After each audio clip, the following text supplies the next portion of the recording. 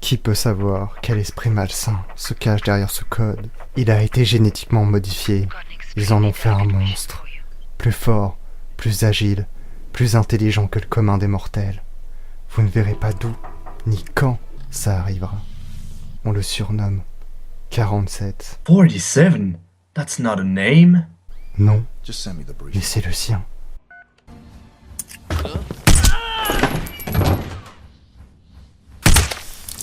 Quand je me tiens devant une montagne, je me prends un mur. Hitman Blood Money, jeu d'infiltration de la célèbre franchise, sorti le 25 mai 2006, le jeu nous met dans la peau du plus célèbre des tueurs à gages, Agent 47. Et je parle pas du film, hein. Pourquoi? Parce que où t'as vu que c'était une review de cinéma et fils de p***? Vous serez envoyé à travers différentes missions dans divers décors pour traquer, puis éliminer votre cible, voire plusieurs cibles, dans la plus grande discrétion.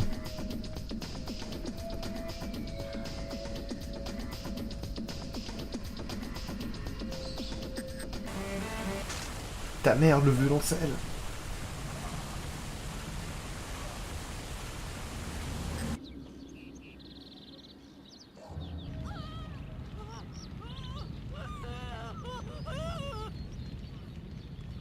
Mais que se passe-t-il? Mais qu'est-ce qui se passe? Maintenant, je vais vous montrer ce que 90% des joueurs vont faire. YOLO! Plus sérieusement, pour avoir testé, les deux méthodes fonctionnent, tant que l'on reste dans un niveau de difficulté abordable. Or, vous serez mieux récompensé à la fin de votre contrat si vous suivez la voie du ninja. Ninja?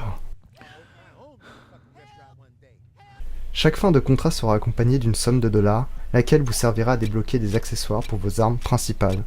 Silencieux, viseur, chargeur plus grand, et j'en passe. Eh ben, ça paye bien le métier d'assassin. Les modifications sont bien présentes et ne servent pas juste à faire joli. L'inconvénient étant que le joueur devra trouver lui-même la plupart d'entre elles et réussir à finir le niveau avec. L'inventaire, quant à lui, rappelle très bien un style propre à la série des Tomb Raider. Les attaques au corps à corps sont très peu variées. La meilleure d'entre elles consiste à désarmer l'adversaire pour qu'il ne puisse plus tirer et donc attirer l'attention. On préférera utiliser le plus souvent la fidèle corde à piano, contrairement aux armes, qui laissent des traces. Le couteau reste une bonne alternative, ou si vous manquez de matériel.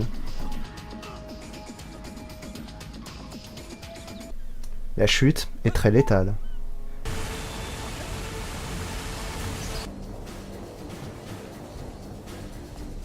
Les jumelles sont très utiles. Ouais, très utiles. Moi. Très utile. Je vais violer ton cadavre. Pensez à cacher les corps de vos victimes en utilisant l'environnement et à voler leurs fringues. Déguisez-vous pour vous fondre dans la masse et passer inaperçu sous les regards suspicieux de vos collègues de travail. Petit blaireau, la mode à petit kill. Le réalisme est poussé au point que si vous ne récupérez pas votre tenue, une pénalité de $ vous sera accordée. Le jeu n'est pas non plus linéaire, et encore heureux. La rejouabilité dépendra de votre façon de jouer. Il vous laissera quelques objets utiles par-ci par-là, mais attention de ne pas se faire prendre.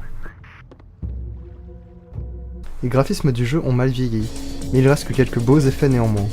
La pluie, les reflets de miroir, ou encore la localisation des dommages sur vos ennemis ou sur vous-même. Par contre, n'espérez pas les démembrer comme dans Dead Space. L'IA est très intéressante. Elle ne se contente pas de rester immobile. Mais, Cartman, qu'est-ce que tu fous là? Les bruitages me font penser à un cartoon. Haven't I suffered in love? Don't you think I know how much suffering I'm responsible? Non mais sérieux, mais qu'est-ce qu'elle raconte?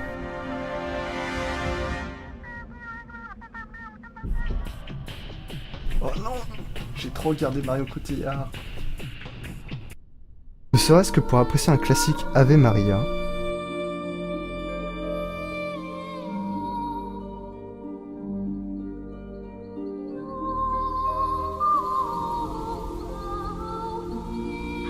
Je ne peux que vous conseiller ce jeu.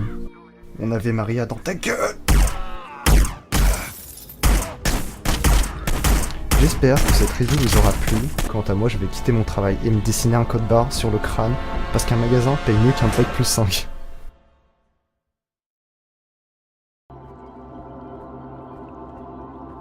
Mais merde, c'est pas encore fini.